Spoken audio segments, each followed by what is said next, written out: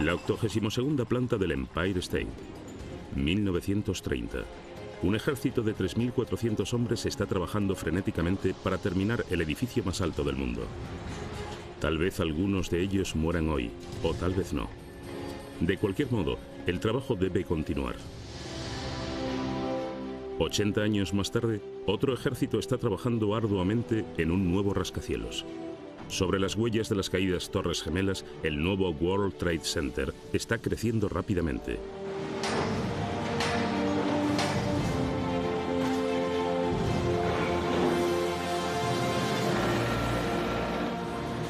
Dos edificios con dos historias increíbles, destinados a dominar el horizonte de Nueva York y representar Estados Unidos.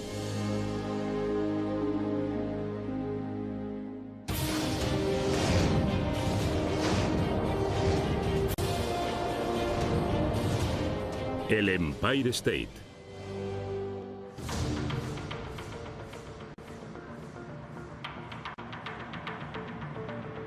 Es el paisaje urbano más famoso del mundo. Nueva York cuenta con más rascacielos que cualquier otra ciudad de Estados Unidos. En estos cañones de vidrio, acero y hormigón, un edificio define el horizonte de Manhattan, el Empire State.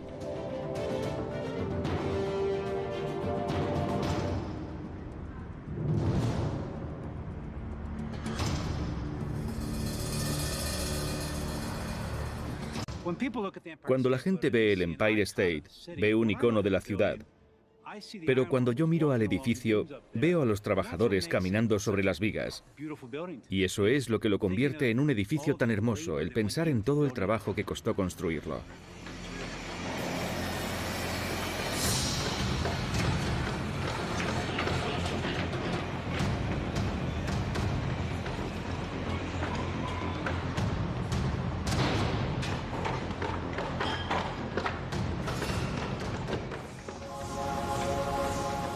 Hay riesgos, pero cuando se termine, hará historia.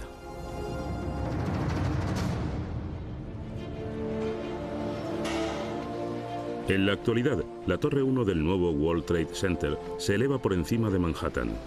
Es uno de los proyectos más complejos y controvertidos de la historia de Nueva York. El mundo te está observando, la ciudad te está observando. Los funcionarios electos me preguntan todos los días, ¿dónde estás? La Torre 1 del World Trade Center tendrá una altura de 443 metros, 100 metros más que el Empire State. Es una responsabilidad monumental. Nos tomamos muy en serio la tarea de construir el edificio más alto de Estados Unidos, porque no solo va a ser el más alto del país, sino que lleva consigo una cantidad increíble de simbolismo. Estos dos edificios están a 5 kilómetros y 80 años de diferencia. Aunque las estructuras no podrían ser más diferentes, sus historias están entrecruzadas de manera asombrosa. Empezando con el legado de los hombres que los construyeron. Soy John Collins y llevo 30 años en el negocio. Mi abuelo, que nació en 1897, vino aquí en, digamos, 1903 y se dedicó a la siderurgia durante 50 años. Trabajó mucho en el Empire State.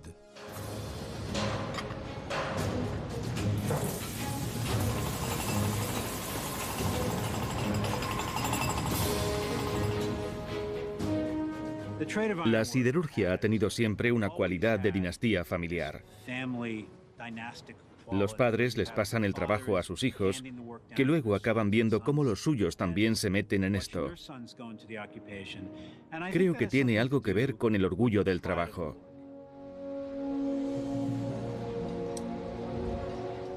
La metalurgia es algo en lo que la gente se dedica a fondo.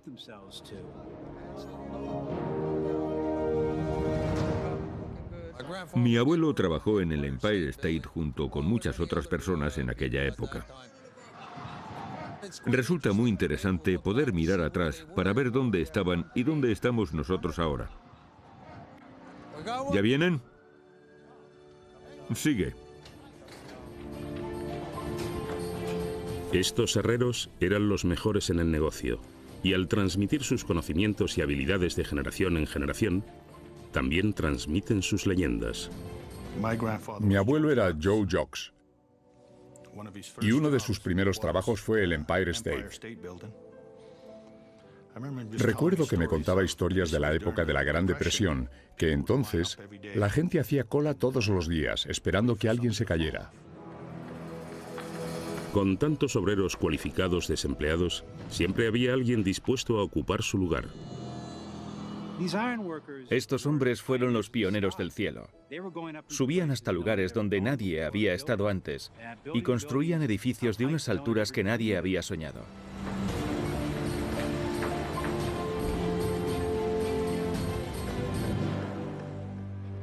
El hombre que aportó los fondos para llegar a esas nuevas alturas fue John J. Raskob, el hombre que financiaba este proyecto. Después de una carrera fallida en la política, el Empire State ofrecía a Raskob la oportunidad de dejar un legado muy grande detrás. Su plan era tremendamente ambicioso. Quería construir el edificio más alto del mundo.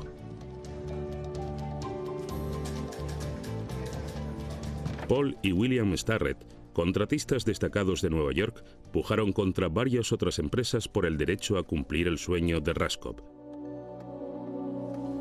Cuando él conoció a los Starrett, sus aptitudes quedaron patentes de inmediato. John J. Raskob les preguntó, ¿qué es lo que tenéis pensado? ¿Sabéis lo que vais a utilizar para construirlo? Y los hermanos Starrett no dijeron nada previsible. Sus palabras fueron, todo lo vamos a traer nuevo. Este es un trabajo especial. No usaremos nada que ya tengamos a mano. Eran verdaderamente ingeniosos en todo lo que hacían. Sus innovaciones eran prácticamente innumerables.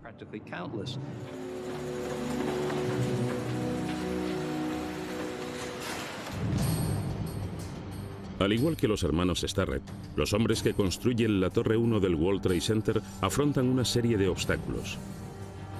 Este edificio de 3.000 millones de dólares se está levantando al lado de las huellas originales de las Torres Gemelas y se convertirá en un monumento a las vidas perdidas en el 11S.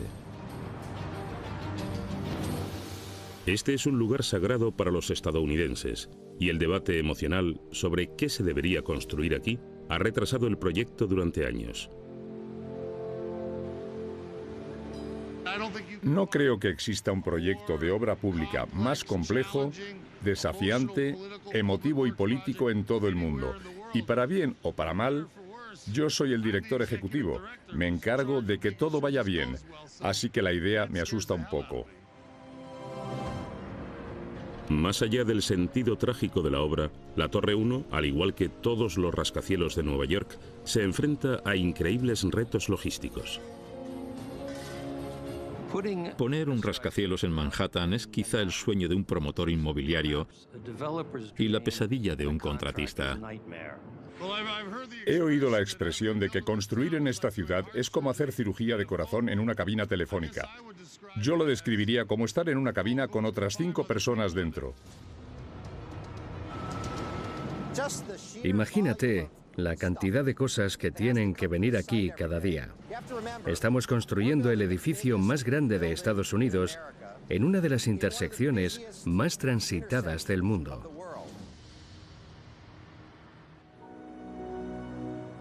Tishman Construction está a cargo de la edificación de la Torre 1. Su equipo está en la mira, pero ellos ignoran la polémica. Deben mantener el proyecto dentro del presupuesto y a tiempo. Necesitan a más de 60 supervisores solo para programar la organización del día a día de los trabajadores en la Torre 1. La presión se hace más intensa cada día. Dirigir un proyecto de esta magnitud es como dirigir un ejército. Es un trabajo duro, sin ninguna duda.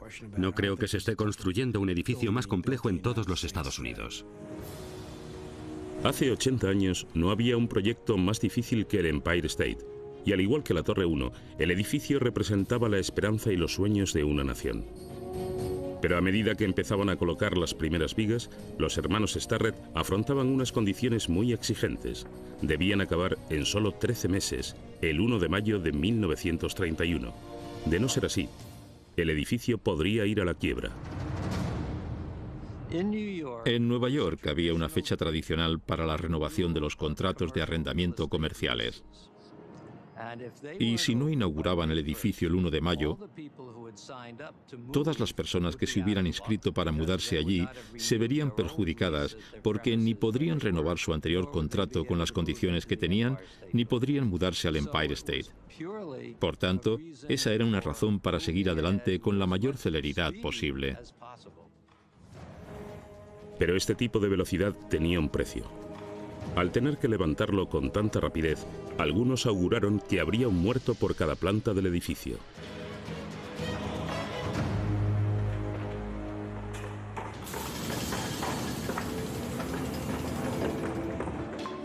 El 7 de abril de 1930 se inició la construcción del Empire State. Los hombres que vinieron a trabajar en este gran proyecto eran conscientes de los riesgos que implicaba. Muchos expertos predijeron que morirían muchos trabajadores.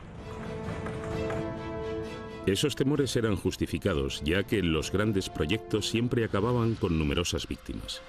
Durante la construcción de la presa Hoover, 96 trabajadores perdieron la vida.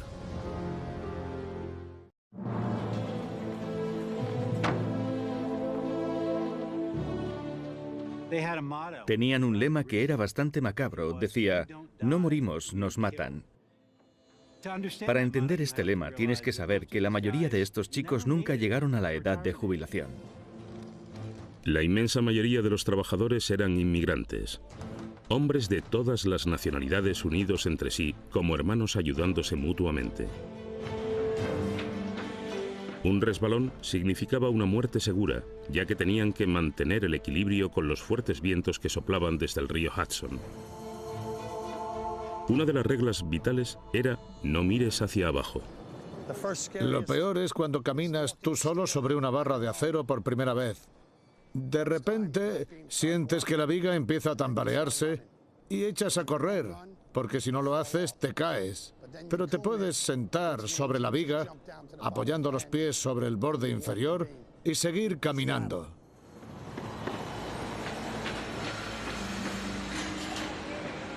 Un aguador cuenta cómo se salvó por los pelos. Una vez, a 12 pisos de altura, me resbalé. Me aferré a la viga con mis piernas. Me habría convertido en una mancha en el asfalto. Cuando tienes 16 años, no tienes suficiente cabeza para pasar miedo. Entonces no teníamos líneas de seguridad, no teníamos cascos, gafas protectoras ni cosas por el estilo. Y lo único que te decían era, ve a por el hierro y haz tu trabajo. Con la depresión asolando Nueva York, siempre había alguien esperando para ocupar tu lugar. Mi madre me contó una historia sobre un hombre que tuvo un accidente. Se cortó el dedo, pero no atravesó el guante, así que este hombre se limitó a sacudir el guante, dejar caer el dedo y seguir trabajando, porque si no habría perdido su puesto.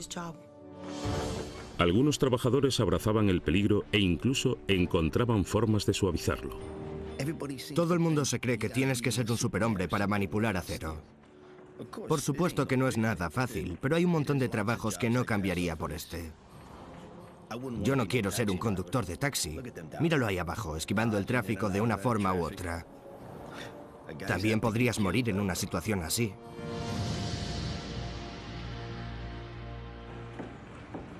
Pero este trabajo arriesgado estaba bien pagado. El salario promedio era de $15 al día por un turno de 10 horas. Incluso los aguadores ganaban $5 al día más propinas. En aquella época eso era mucho dinero. Durante el apogeo de la construcción, llegaron a trabajar 3.400 hombres en el edificio, organizados en grupos que operaban rápidamente. En aquellos tiempos parecía una carrera. Ponías a un grupo detrás de otro y era como una contrarreloj. Todo se hacía deprisa.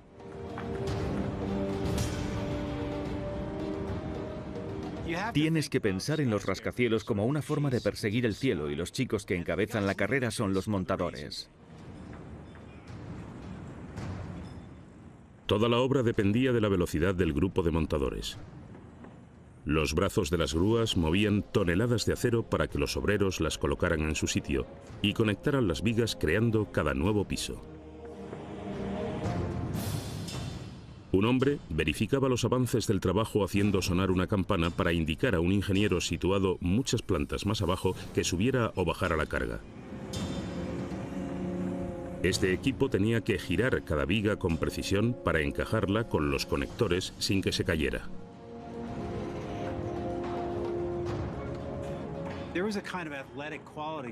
Estos chicos poseen cualidades atléticas. Tienen que estar en la zona todo el día porque allí arriba todo se mueve muy rápido y desde que quitan una viga de una grúa tienen que agarrarla y colocarla.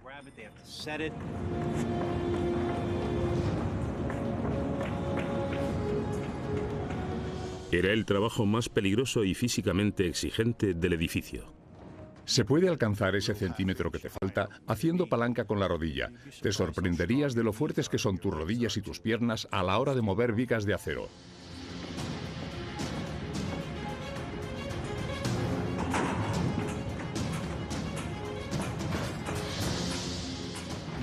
Si tienes problemas con los agujeros, puedes usar tu lenguaje corporal y mover una pieza de 5 toneladas sin problema. La grúa se puede llegar a mover un poco. Hay muchos trucos para hacer esto rápido. La cuestión es hacerlo en 10 segundos. Si te sale en menos de 10 segundos a lo largo del día, es una hora de trabajo que ahorras. Cada vez que un conector agarraba una viga de acero, se arriesgaba a perder la mano. Y si el operador de la grúa soltaba la carga antes de tiempo, el conector se arriesgaba a perder su vida. Cuando vas a encajar una viga, la tienes viniendo hacia ti. Ahí debes estar muy atento. A veces, cuando tienes que mirar hacia arriba, te puedes marear por un segundo. Los bloques de acero y las nubes se mueven y se te ponen los pelos de punta.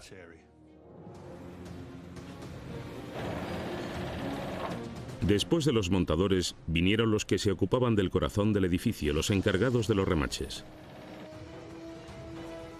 Los remaches fundidos creaban una unión de alta resistencia, pero trabajar con ellos requería velocidad y rapidez de reflejos. El soldador tenía que lanzar un remache a 500 grados de temperatura al receptor.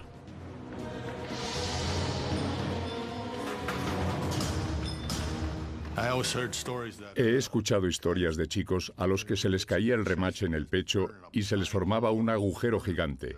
Se les quemaba la ropa por culpa de un error de precisión. Te arde todo el cuello. Casi todos los días sufrías alguna quemadura. Los remachadores solo tenían unos segundos para colocarlo en su sitio antes de que el metal se enfriara. A veces, el agujero es del mismo tamaño pero no encaja del todo. Así que si el remache no está bien caliente, no va a llenar el espacio del agujero, que mientras está ardiendo es cuando lo metes. Entonces se funde y llena el hueco.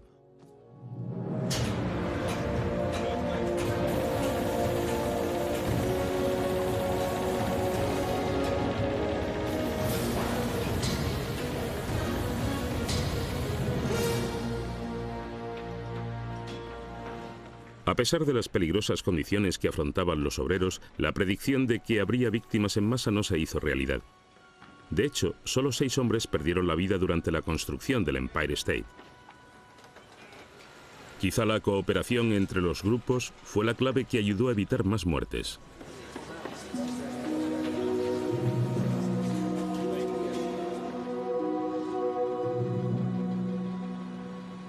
Pero hoy en día, si se diera una sola muerte por accidente en la Torre 1, sería un desastre. Con todo el mundo pendiente del World Trade Center, no puede haber errores. Este lugar ya ha presenciado demasiadas tragedias.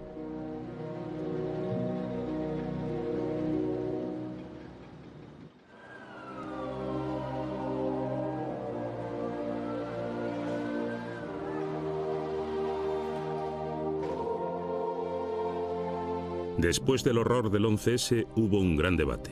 ¿Debería reconstruirse el World Trade Center?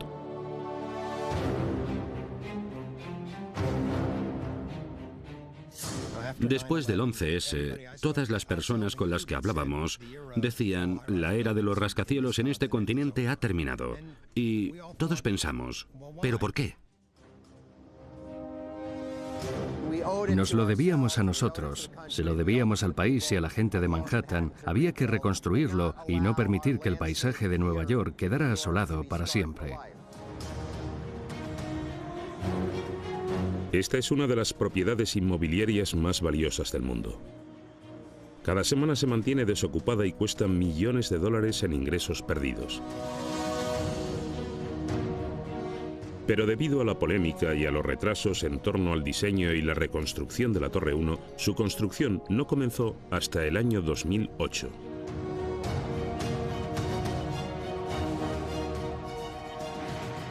Estamos construyendo el edificio más alto, el rascacielos más alto de Estados Unidos. Y hay un punto de orgullo en esto, no solo debido a los terroristas y el ataque, sino a que la ciudad necesita que se construya.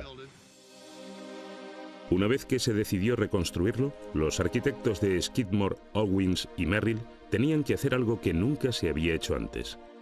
Iban a diseñar una fortaleza de alta tecnología. La Torre 1 es en realidad dos edificios, un núcleo de hormigón dentro de un marco de acero. Esto no es propio de la mayoría de los edificios. Si por lo general los edificios son de cemento o de acero, este es una especie de híbrido. Tenemos un fuerte núcleo de hormigón combinado en este edificio de acero.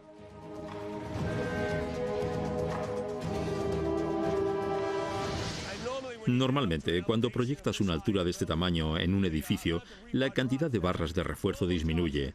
No se utilizan barras corrientes como la número 6 de este tamaño. Para un trabajo así se necesita la número 11.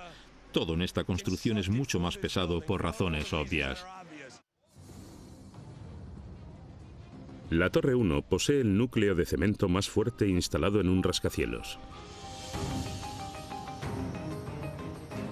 Las paredes normales tienen de 50 a 60 centímetros de ancho. Esta es 1 metro. Vamos a levantar uno de los edificios más grandes del mundo, así que necesitamos muchas cosas para mantenerlo.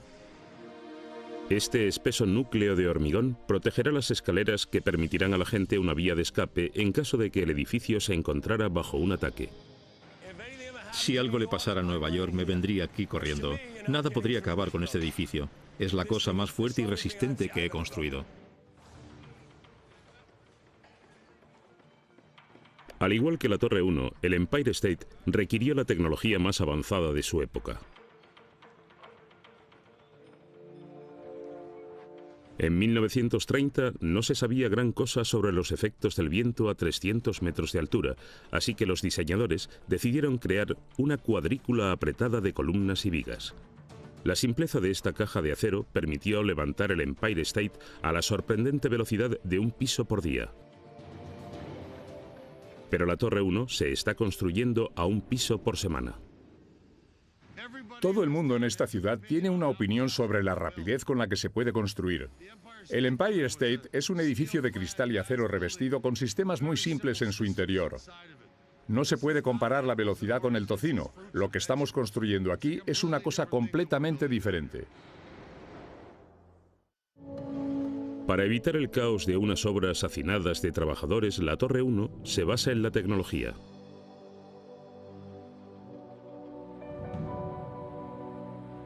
Los palos han sido sustituidos por palancas de mando. Antes hacían falta 3 hombres para mover un brazo de la grúa. Ahora solo hace falta un par de dedos.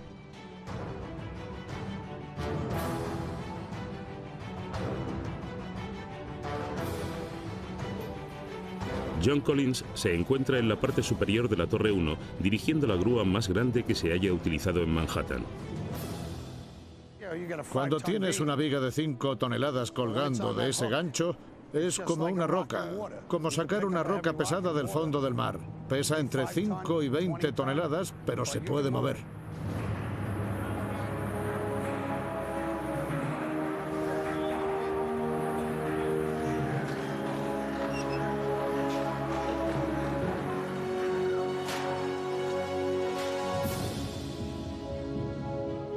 Trabajar en el turno de noche es mucho más peligroso, así que Keith Mayo tiene las manos ocupadas mientras guía al operador de la grúa por radio. Las vidas de todos estos chicos están en mis manos, ya que yo doy las señales. El más mínimo error puede llegar a matar o desmembrar a alguno de ellos.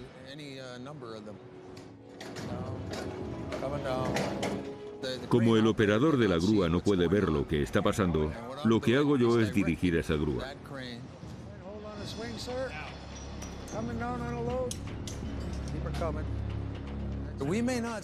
No le vemos, ni siquiera sabemos qué aspecto tiene, pero él reconoce mi voz y yo la suya. Y en eso nos basamos.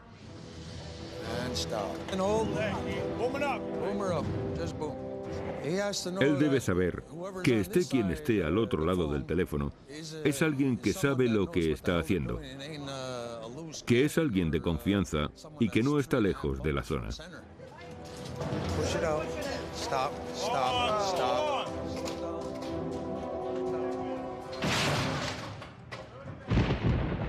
Pero toda la tecnología en el mundo se vuelve inútil cuando se desencadena una tormenta en el río Hudson. Esta mañana tuvimos que parar porque el viento azotaba a más de 40 kilómetros por hora. No se pueden controlar los aparejos con unos vientos como estos, así que paramos. Y cuanto más arriba lleguemos, más difícil se va a poner con la nieve y todo lo demás. Cada vez que empieza una tormenta, deben tomar una decisión. Seguir trabajando a pesar de las malas condiciones o parar y arriesgarse a no terminar a tiempo. En la Torre 1 no hay opciones fáciles.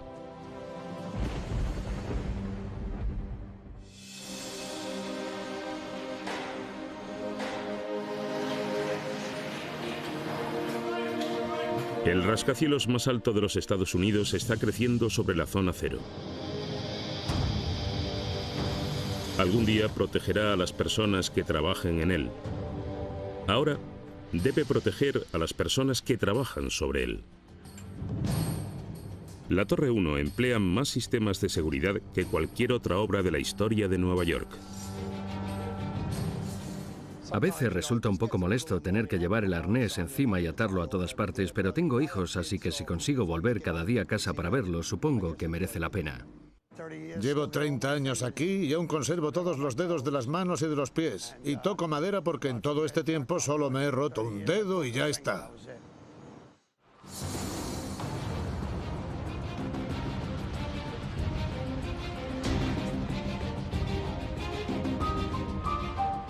Pero hay otro factor en esta ecuación de la seguridad. La Torre 1 está situada sobre una de las estaciones de metro más concurridas de Nueva York. 50.000 personas pasan por ella todos los días.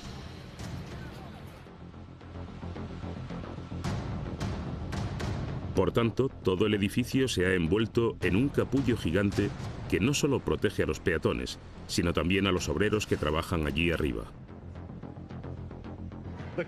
El capullo es una estructura tridimensional situada fuera del edificio y que proporciona un acceso seguro a los operarios. Antes, los obreros tenían que estar aferrados a una columna, pero con los brazos extendidos para agarrar las vigas, acercarlas y realizar los remaches correspondientes. Ahora, con el capullo, trabajan sobre una plataforma y están atados de una forma muy segura.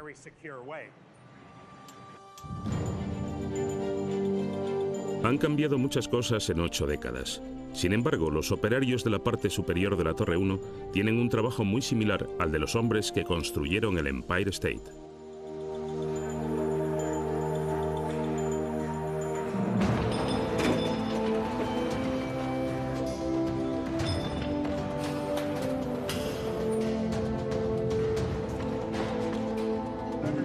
Tienes que golpear bien con ese martillo.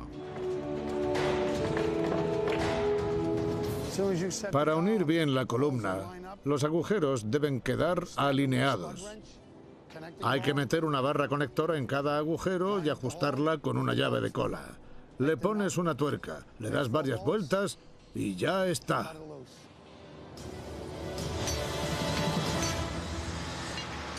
Sigue habiendo peligro en cada paso. A pesar de todas las medidas de seguridad modernas, en la construcción mueren más trabajadores que en cualquier otra actividad profesional de los Estados Unidos. Cuando la viga viene hacia ti, cógela con una mano.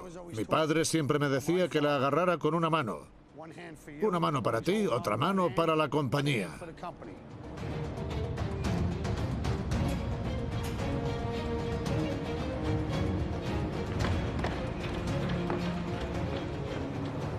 Nosotros nos limitamos a unir las vigas. Así llevamos desde los años 30, desde la época de mi abuelo.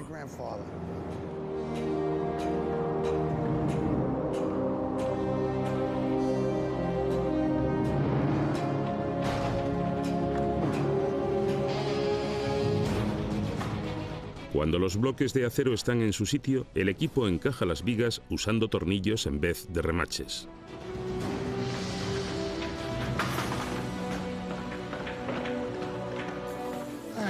Yo creo que es lo mismo. Un obrero conecta la viga y luego hay que alinearla. En vez de remaches, le metes tornillos. Da igual.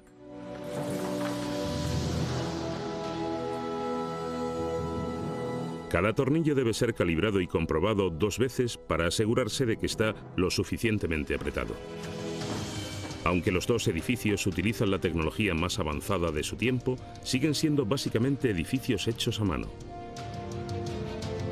Estos artesanos de élite provienen de muchos lugares diferentes, pero todos ellos tienen un objetivo en común: construir el edificio más alto de los Estados Unidos.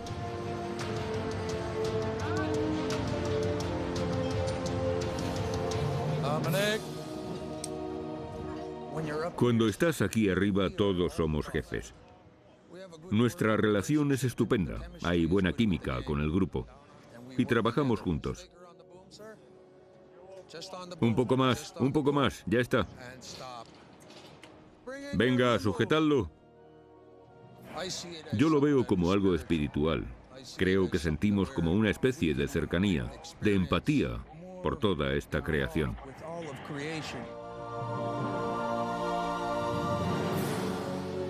Quizá el abuelo de Keith Mayo experimentara lo mismo cuando construyó el Empire State.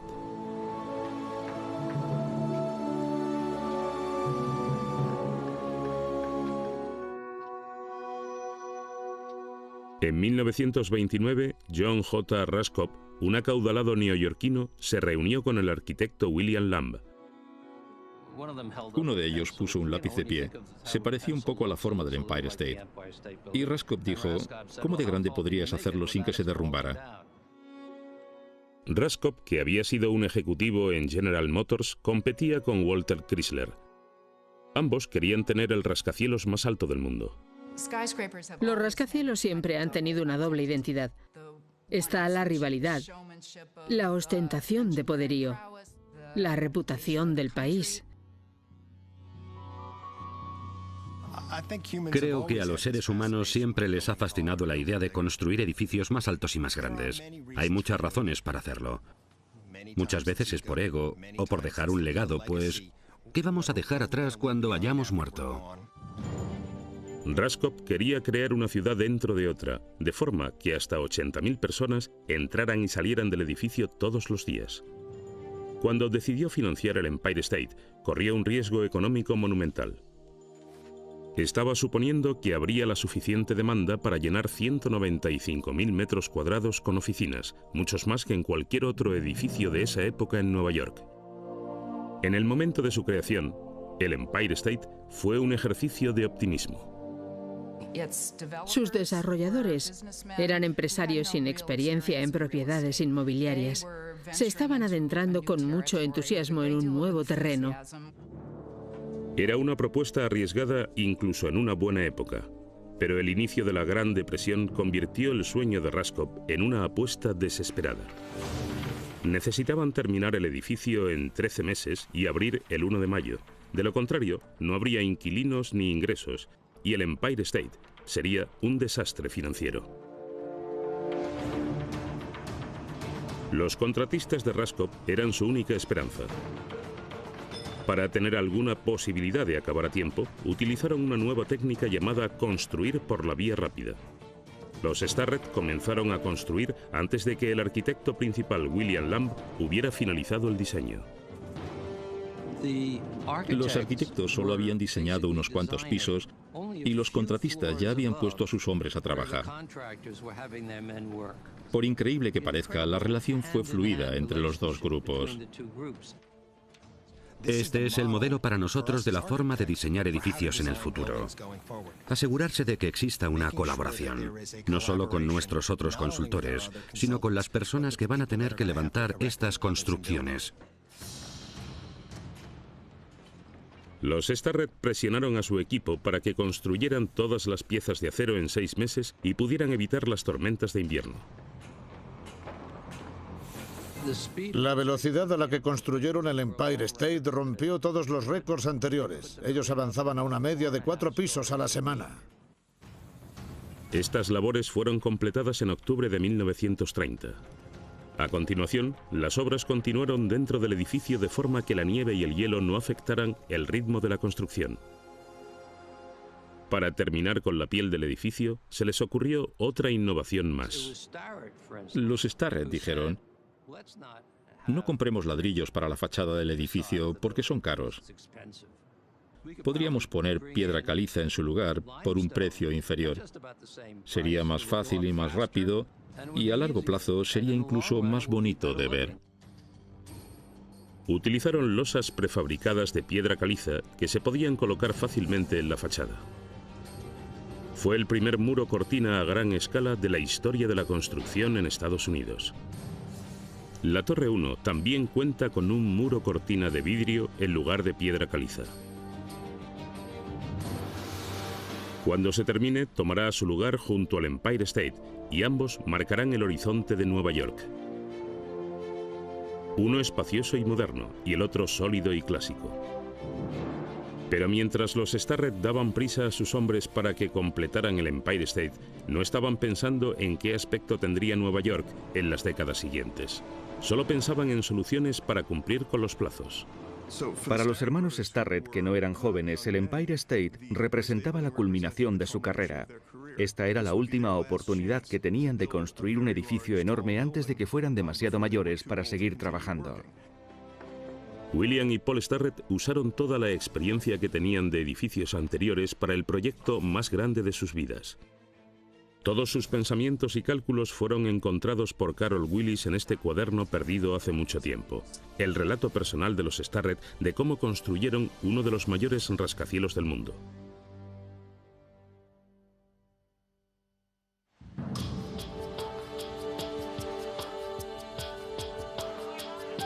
Cuando los sueños se convierten en cemento y acero, algunas cosas siempre salen mal. El momento de empezar la parte física de la construcción es como una obra de teatro coreografiada en la que todo funciona hasta que algo cambia. No necesariamente tienen que ser grandes cambios, podría ser que lloviera durante 2 días seguidos y entonces tienes que reconducir la obra. Las obras grandes implican grandes retrasos. Todo eran complicaciones a la hora de construir el Empire State. El ritmo de la construcción del edificio sorprendió hasta a los hermanos Starrett e Aiken. Iban más rápido de lo que cualquiera hubiera imaginado. Cuando contemplamos esta virtuosa obra, resulta evidente que los hermanos Starrett crearon una obra maestra.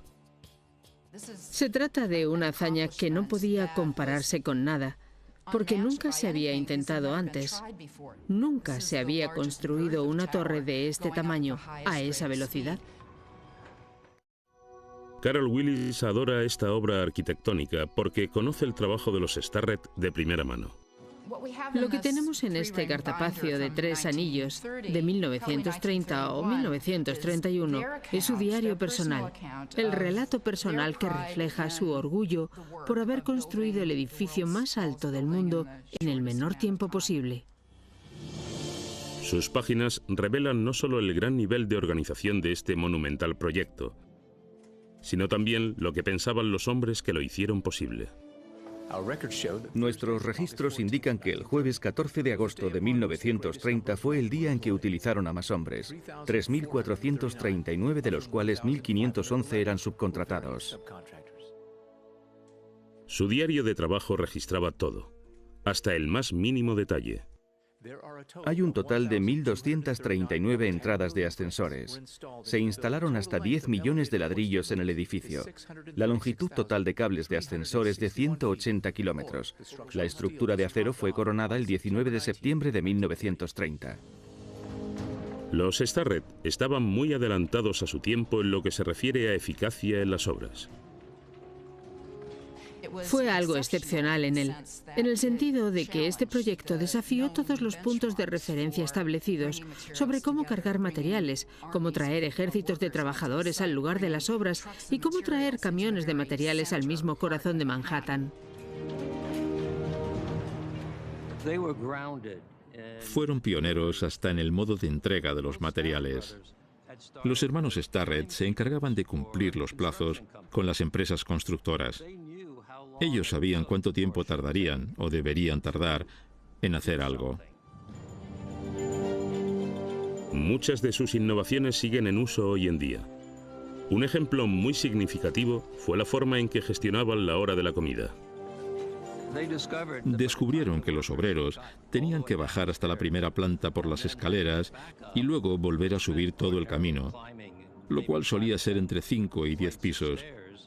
Así que decidieron instalar cafeterías para que los obreros no tuvieran que ir hasta abajo del todo y perder el tiempo. El edificio terminó con 5 cafeterías ubicadas estratégicamente en diferentes plantas. Un trabajador podía comprar 2 bocadillos, un dulce y café o leche por 40 centavos. En la actualidad en la Torre 1 hay una tienda de bocadillos situada en la parte superior del lugar de trabajo y se eleva con el edificio. Los Starrett también instalaron un sistema de raíles para traer materiales pesados de forma rápida. Se trataba de un pequeño vehículo que podía empujar un hombre en vez de tener a 10 hombres empujando carretillas. Eso permitía transportar los materiales desde el hueco del ascensor directamente al lugar donde se necesitaban, de forma que el obrero, con solo extender la mano, ya encontrara los ladrillos que buscaba. Ellos vigilaban y luchaban constantemente para sacar la máxima productividad de cada minuto de la jornada laboral.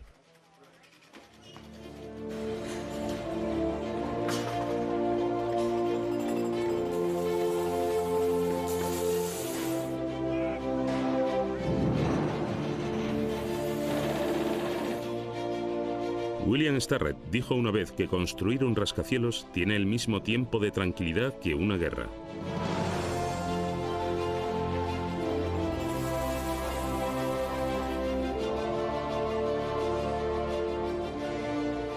Pero los Starrett ganaron esa guerra. Terminaron el Empire State 2 meses antes de lo previsto y $2 millones por debajo del presupuesto. Fue un momento de orgullo, pero las presiones incesantes de este logro monumental desgastaron a sus creadores. Los hermanos William y Paul Starrett habían sufrido presiones realmente grandes a lo largo de las obras. William murió al año siguiente de que el Empire State fuera terminado y Paul Starrett sufrió un ataque de nervios. Paul se recuperó y retomó su carrera de arquitecto, pero siempre pensó que la muerte de su hermano en 1932 fue causada por el exceso de trabajo. Antes de morir, William escribió sobre su trabajo como constructor. Mi argumento es que el rascacielos posee una forma intrínsecamente hermosa. La construcción de edificios es un requisito fundamental del progreso humano. El rascacielos es un invento exclusivamente estadounidense. Son la máxima expresión de su optimismo, su capacidad para trabajar juntos y su creciente ambición. Creo que los rascacielos reflejan el sentido de la imaginación, la aspiración de conseguirlo todo, de construir, de hacer cosas grandes. Producen vínculos con el comercio y con el lugar donde están situados. Y con el tiempo, cada vez más, definen el sentimiento de sus ciudadanos.